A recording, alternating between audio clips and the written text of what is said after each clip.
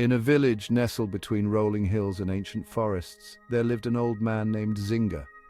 His weathered face told stories of a life well lived, but his eyes, they burned with an unquenchable fire, a fire of hope, a fire of dreams. Zinga had always wanted to help people. It was his life's mission, his very reason for breathing. Every morning, Zinga would wake before the sun. He'd sit on his porch, watching the village come to life, children running to school, farmers heading to their fields, and all the while Zinga's mind raced. How could he make their lives better? How could he ease their burdens? The questions gnawed at him day and night, but Zinga was not a patient man. He wanted change, and he wanted it now. The slow pace of progress frustrated him. He'd see a problem and want to fix it immediately. No waiting, no planning, just action. It was his greatest strength and his greatest weakness. As the years passed, Zinga's impatience grew. He couldn't bear to see his neighbors struggle. Their pain was his pain, their hardships, his burden.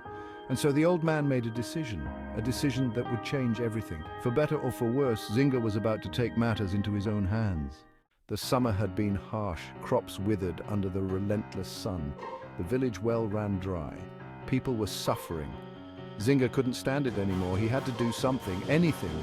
And so, in the dead of night, he snuck out of his home. His destination, the ancient forest that bordered their village.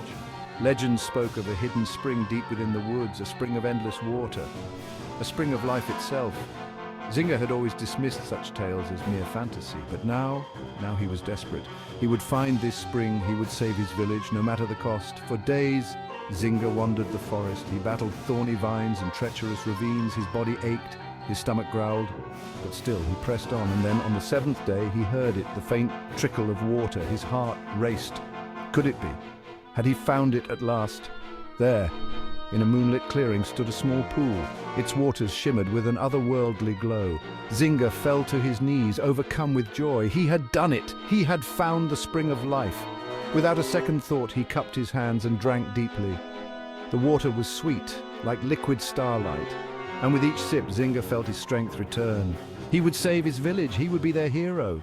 Zinga returned to the village, triumphant. He led the people to the hidden spring. At first there was celebration. Water flowed freely once more. Crops began to flourish. It seemed Zinga had indeed saved them all. But then strange things began to happen. The forest around the spring began to wither and die. Animals fled in droves. The very air seemed to grow heavy and oppressive. And the villagers, they changed too. Their eyes grew dull. Their laughter ceased. They moved like puppets going through the motions of life without truly living. Zinga watched in horror as his dream of helping turned into a nightmare. The elders of the village came to Zinga. Their faces were grim. They spoke of ancient warnings, of balance disturbed, of nature's wrath unleashed. The spring, they said, was never meant for mortal use. Its waters gave life, yes, but they also took it. For every drop consumed, something else had to die. Zinga's heart sank. He had been so eager to help, so impatient to be the hero. He never stopped to consider the consequences. And now his village, the very people he had sworn to protect, were paying the price for his hubris. The curse of hope, they called it. A reminder that even the noblest intentions can lead to ruin if not tempered with wisdom and foresight. As the days turned to weeks, Zinga's despair grew. He wandered the village, a shadow of his former self. The fire in his eyes had dimmed to barely a flicker. Every face he saw was a reminder of his failure, every withered tree a testament to his mistake. How could he have been so blind, so foolish? In his darkest moments, Zinga considered ending it all, but something held him back, a small voice, a whisper of hope. Not the brash, impatient hope of before, but something quieter, more resilient. It told him that while he couldn't undo what was done, he could still make amends. And so Zinga began to listen, really listen, to the villagers, to the land itself. He spent hours in quiet contemplation, observing, learning, understanding. Slowly he began to see the intricate web of life that surrounded them, how every action, no matter how small, could have far-reaching consequences. With this new understanding came a plan, not a grand, sweeping gesture like before, but something smaller, more measured. Zinga would work to restore balance, one small act at a time. He would plant trees, clean rivers, teach others the importance of harmony with nature. It would be slow, it would be hard. But this time Zinga was prepared for the long journey ahead. The path to redemption was not easy. Many in the village blamed Zinga for their plight. Some days he could barely meet their eyes. The weight of his actions hung heavy on his shoulders, but still he persevered. Every tree planted was a step towards healing. Every lesson shared, a spark of hope rekindled. Months turned to years. Slowly, almost imperceptibly at first, things began to change. The forest started to recover. Green shoots emerged from barren earth. Birds returned, their songs filling the air once more. And the villagers? Life returned to their eyes. Laughter echoed through the streets again, but the scars remained.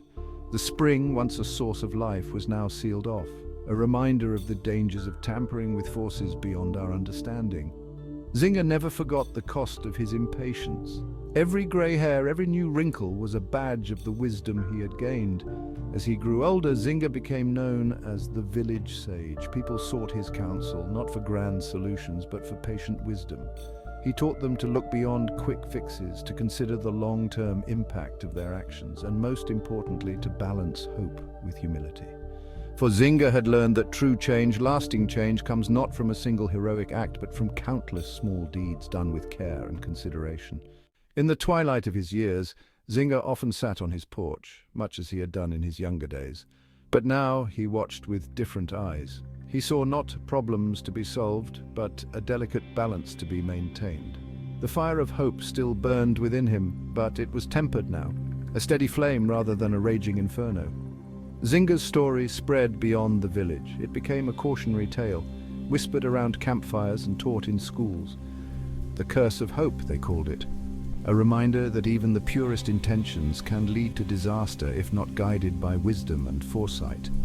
But it was also a story of redemption, of the power of perseverance and the strength found in humility. As the sun set on Zinga's life, he felt a sense of peace. He had learned, painfully but thoroughly, that true heroism lies not in grand gestures, but in the patient, everyday work of making the world a little better. That hope, while powerful, must be balanced with caution and respect for the natural order of things. And so, dear reader, remember Zinga's tale. When you feel the fire of hope burning bright within you, pause, take a breath. Consider the consequences of your actions, not just for today, but for tomorrow and all the days that follow. For in that moment of reflection, you may find the wisdom to truly make a difference. And in doing so, you'll carry on Zinga's legacy, turning the curse of hope into a blessing for all.